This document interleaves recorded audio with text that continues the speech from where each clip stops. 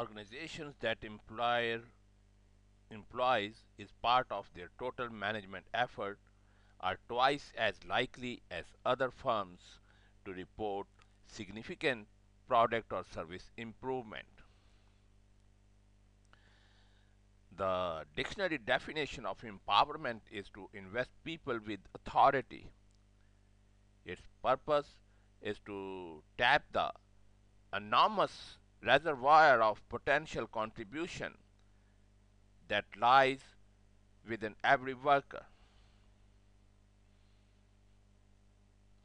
Empowerment is an environment in which people have the ability, the confidence, and the commitment to take the responsibility and ownership to improve the process and initiate the necessary steps to satisfy customer requirements within well defined boundaries in order to achieve organizational values and goals. Empowerment should not be confused with the delegation of job enhancement. Delegation refers to distributing and entrusting work to others. Employee empowerment requires that the individual is held responsible for accomplishing a whole task. The employee becomes the process owner, thus, the individual is not only responsible but also accountable. Job enrichment is aimed at expanding the content of an individual's job, whereas empowerment focuses on expanding on the context of the job, such as interactions and interdependencies to other functions of the organization. In order to create the empowered environment, three conditions are necessary. Number one, everyone must understand the need for change. That is the first condition. People fear change. The effective communication of why the organization needs to change is critical to success. In addition, people need to understand the role they will play in the change process.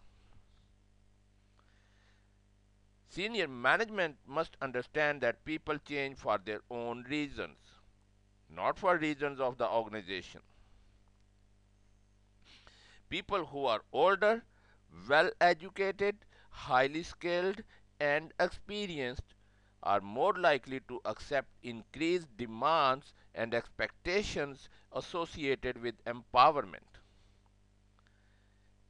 In addition, one's perceived internal control, that is, locus of control, contributes to whether or not an employee is receptive to an empowered environment.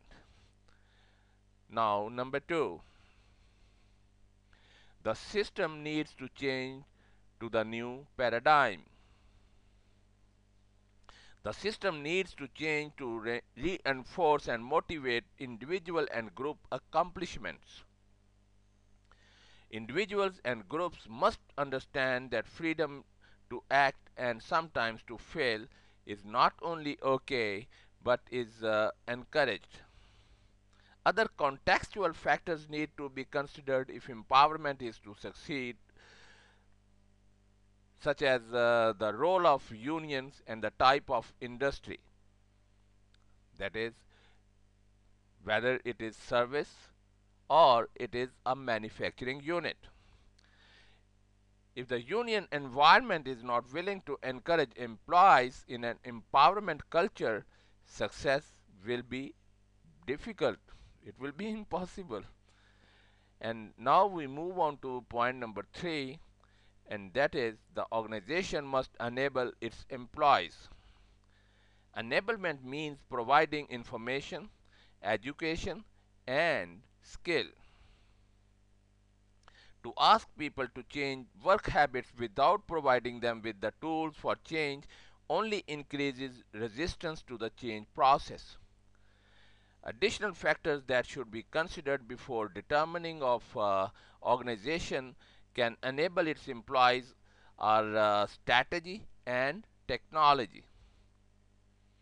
Companies that have a business strategy and technology focus of customization are more likely to embrace empowerment compared to companies where strategy is that of low cost and high volume. There is nothing mystical about empowerment. People generally want to be more in change of their jobs and careers. After all, they do that successfully in their personal lives every day.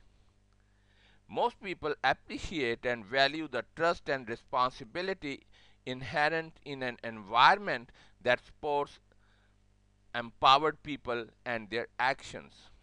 When people have the information, education, and skills required to perform in a changed environment, understand their boundaries of empowerment, and realize the necessity for change, their resistance to that change decreases enormously. Log on to my website www.asifjmeer.com. I also ask you to visit my blog at asifjmeer.wordpress.com. Thank you for your time. Thank you for listening. Have a wonderful day.